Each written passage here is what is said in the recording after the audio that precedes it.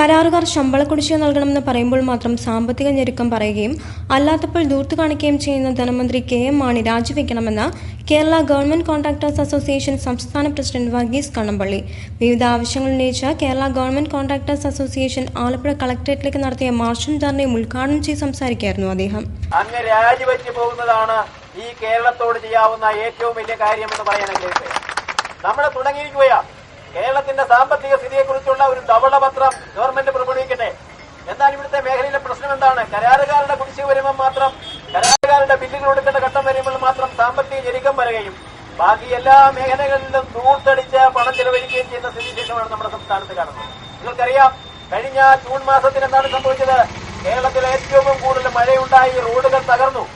പക്ഷേ 2 മാസം കൊണ്ട് മഴക്കാലത്ത് പോലും തുടങ്ങിയ പ്രവർത്തികൾ മഴ മാറുന്നതിന് മുമ്പ് തന്നെ കേരളത്തിലെ റോഡുകൾ മുഴുവൻ യോഗ്യമാക്കിയത് കേരളത്തിലെ കരാറുകാരാണ്.